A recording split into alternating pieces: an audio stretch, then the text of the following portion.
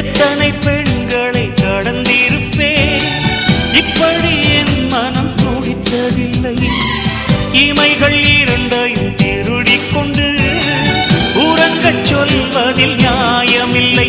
நீ வருவாயோ இல்லை மறைவாயோ, ஏ ஏ ஏ ஏ ஏ தன்னை தருவாயோ இல்லை கரைவாயோ. உன்னை பார்த்த பின்பு நானாக இல்லையே.